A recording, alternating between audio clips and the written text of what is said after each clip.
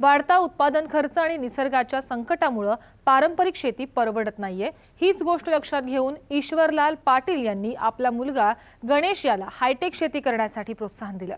गणेश यांनी देखील 20 गुंठ्यात पॉली हाऊसची उभारणी करून पंचक्रोशीतल्या शेतकऱ्यांपुढे आधुनिक शेतीचा धडा घालून दिलाय। सध्या त्यांच्याकडे हरितगृहातल्या रंगीत सिमला मिरचीचं पीक असून त्याची विक्रीही सुरू आहे। यापासून त्यांना हंगामात किमान 4 लाखांचा नफा मिळण्याची अपेक्षा आहे।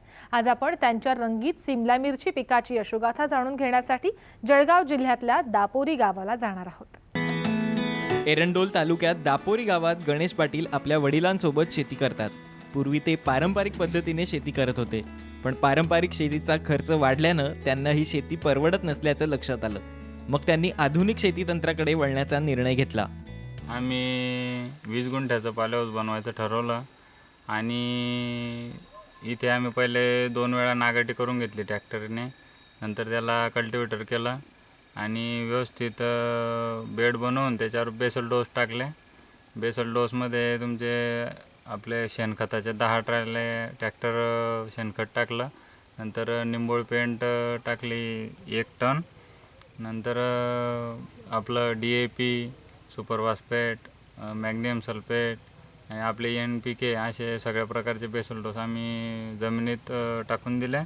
नंतर त्याचे व्यवस्थित बेड तयार करून घेतले आणि नंतर ठिबक बनवली। गणेश यांनी कृषी अधिकाऱ्यांकडे संपर्क साधला आणि पॉली हाऊस विषयी माहिती मिळवली। त्यानंतर पुण्याजवळ तळेगावच्या HTC मधून प्रशिक्षण घेतलं। त्यानंतर स्टेट बँकेकडून कर्ज घेतलं आणि जून 2014ला 20 गुंठ्यांवर पॉली हाऊसची उभारणी सुरू केली। त्यानंतर नोव्हेंबर 2014 मध्ये शिमला मिरचीची लागवड केली। कोकोपीटवर ट्रे आणून त्यात घरीच रोपं तयार केले। नंतर ते 31 दिवसाचे रोपं झाले। नंतर आम्ही लागवड केली। 1.5 बाय 1.5 फुटावर असं अंतर ठेवून आम्ही तशी लागवड केली आणि एका बेडवर 2 लाईन 1.5 बाय 1.5 झिगझॅग पद्धतीने लागवड करण्यात आली। नंतर तिच्यात दर आठवड्याला एक फवारणी करत गेलो आम्ही। तिच्यात जसं रोग किडी असा प्रादुर्भाव पाहून तशा प्रकारचे स्प्रे आम्ही घेतले। त्याच्यात एका दिवसाआड आम्ही पाणी देत गेलो। पाण्यासोबत वॉटर सोल्युबल सगळ्या प्रकारचे अन्न घटक एक दिवसाआड आम्ही पाण्यासोबतच देतो। आता आमची मिरची 4 ते 5 फुटापर्यंत वाढलेली आहे। आता हार्वेस्टिंग चालू झाली आहे। आमचं 4 महिने लागवडीला झाले। आता हार्वेस्टिंग चालू झाली आहे। आम्ही इथून बॉक्स पॅकिंग करून मुंबईला माल पाठवतो। पॉली हाऊससाठी कर्ज मिळवताना पाटील यांना अनेक दिव्यातून जावं लागलं। बँकेकडून 16,80,000चं कर्ज घेतलं। यापैकी 50% अनुदान वगळता गणेश पाटलांना केवळ बँकेच्या 9 लाख रुपयांची 7 वर्षात परतफेड करायची आहे। त्यानुसार नियोजन करत पॉली हाऊस उभारणीनंतर पाटलांनी खत देऊन मातीचे बेड बनवले। पॉली हाऊस उभारताना घरीच रोपवाटिका बनवून रोपं देखील तयार केली। या 20 गुंठ्याच्या पॉली हाऊससाठी आम्हाला जवळपास 16 ते 17 लाख रुपये खर्च आलेला आहे। याची आमची लागवड 20 गुंठे क्षेत्रात झालेली आहे आणि म्हणजे 2000 स्क्वेअर मीटरमध्ये झाली आहे। तर आता हे 4 महिन्याचं पीक आमचं आता उभं आहे। तर हिच्यात आम्ही एक दिवसाआड असं 1 लिटर ते 1.5 लिटर या स्वरूपात प्रत्येक झाडाजवळ पाणी पडेल या हिशोबाने आम्ही पाणी देत असतो आणि 8 दिवसातून 10 दिवसातून रोगाची पाहणी करून तिच्यात आम्ही फवारणी असे घेत असतो। नंतर पॉली हाऊसमध्ये हा एक प्रकार असा आहे की हा नायलॉनचा जो दोरा आहे हा आम्ही नाशिकहून मागवला आहे। या दोऱ्यात म्हणजे 2-3 वर्ष टिकू शकतो असा दोरा आहे आणि या मिरचीचं असं वैशिष्ट्य की 70% या मिरचीचं जे उत्पन्न आहे ते या अशा टर्निंग याच्यावरच अवलंबून असणार आहे। त्याच्यामुळे आमच्या ज्या डंगा वगैरे ज्या राहतात त्या तुटत नाही आणि ते दररोज 2 व्यक्ती असे बांधत चालतच राहत आहे। पॉली हाऊसमध्ये रंगीत सिमला मिरचीची केलेली लागवड वाढत्या तापमानाच्या काळात सोयीची ठरली आहे। वाढत्या तापमानात तसंच कीड रोगांपासून पिकांचं संरक्षण करणं सोपं जात असल्याचा पाटील यांचा अनुभव आहे। 2 पटीने 4 पटीने उत्पन्न काढण्यासाठी हा पॉली हाऊस याचा अर्थ असा होतो की या पेपरमुळे 200 मायक्रॉनचा येलो पेपर वापरल्यामुळे भाजीपाल्याचं क्वालिटी आणि क्वांटिटी वाढते आणि त्याची टिकाऊ क्षमता पण वाढते आणि नैसर्गिक बदलाचे फटके या ठिकाणी लागत नसल्यामुळे या पॉली हाऊसकडे वळण्याचा शेतकऱ्यांचा आता वळावंच लागणार आहे त्यांना. मी प्रत्येक शेतकऱ्याला सांगू इच्छितो की यापुढे नैसर्गिक आपत्त्याला सामोरे न जाता नुकसानीला आढावा बसण्यासाठी अशाच आधुनिकतेकडे वळालं पाहिजे. आता मी 25 खेड्यात पहिल्यांदा प्रयोग करून मी यशस्वीरित्या माझा प्रयोग यशस्वी झालेला आहे आणि यापुढे माझ्यासारखे सगळे शेतकरी आमच्या गावातून आता 10-15 लोक ट्रेनिंगला जात आहे पुण्याला. तळेगाव दाभाडे येथून मी ट्रेनिंग घेतलं होतं, तिथून लोकांना मी सगळं मार्गदर्शन करतो. एप्रिल महिन्यापासून मिरचीचे तोडे सुरू झाले.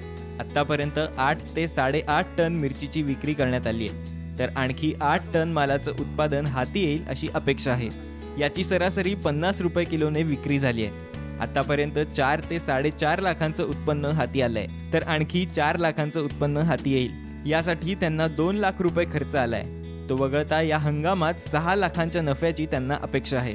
बँकेच्या हप्त्याचे पैसे वगळता त्यांना किमान 4 लाखांचा नफा शिल्लक राहील अशी अपेक्षा आहे. या ठिकाणी आमचं पॅकिंग रूम आहे.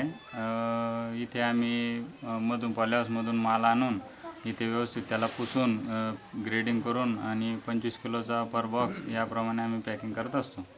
एका 7 दिवसाच्या आठवड्यामध्ये 2 वेळा आम्ही माल काढतो आणि 7 क्विंटल ते 8 क्विंटलपर्यंत माल आमचा निघतो एका वेळेस. ठिकाणी आम्ही पॅकिंग रूममध्ये पॉली हाऊसमधून आलेली मिरची या ठिकाणी सगळ्याचा डेपो मांडतो आणि एक मिरची घेऊन तिला व्यवस्थित पुसून तिची ग्रेडिंग करतो. लहान मोठी वेगवेगळ्या बॉक्समध्ये पॅकिंग करतो आणि अशी एक मिरची काट्यावर ठेवून बॉक्समध्ये एक मिरची अशी रचून व्यवस्थित पेपर ठेवून तिच्यावर एक थर असा रचत चालतो. 25 किलोचा बॉक्स झाला की आम्ही त्याला पट्टीने लॉकिंग तार मारून पॅक करत असतो. इथून आम्ही बॉक्स पॅकिंग झाल्यावर आपल्या घरच्या ट्रॅक्टरमध्ये ते बॉक्स ठेवतो आणि आपल्या जळगावला नेतो आणि जळगावला नेल्यानंतर लक्झरीत ते बॉक्स टाकून मुंबई मार्केटला आम्ही माल पाठवत असतो आणि 70 रुपये, 80 रुपये, 90 रुपये पर केजीचा आम्हाला भाव मिळत असतो. आतापर्यंत आमचा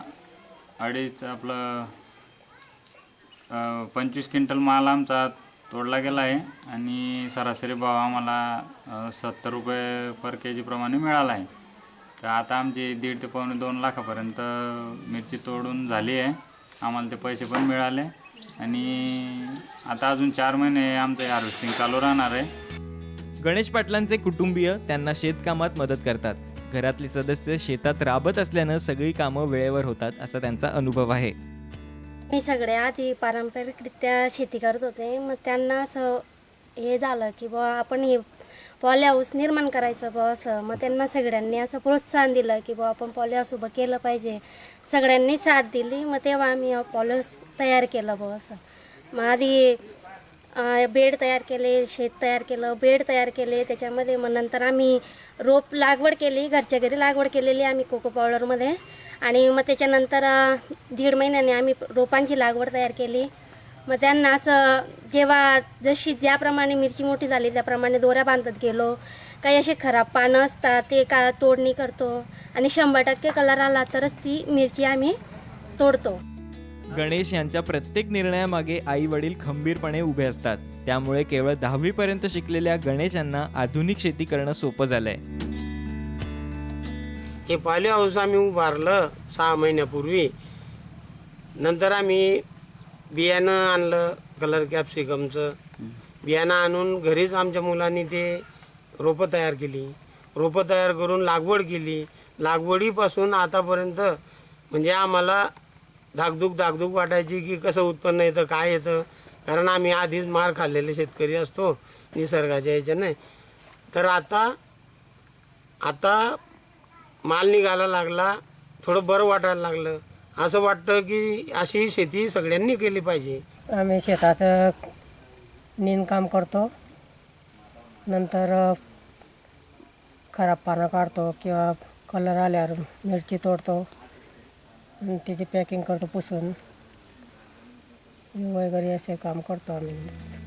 हवामान बदलाचं संकट आणि वाढता उत्पादन खर्च यावर मात करण्यासाठी गणेश पाटलांनी हायटेक शेतीचा मार्ग अवलंबलाय. सध्या तरी यातून नफा मिळत असल्याचं दिसतंय. त्यामुळे गणेश पाटलांच्या प्रयोगाचं परिसरात कौतुक होत आहे.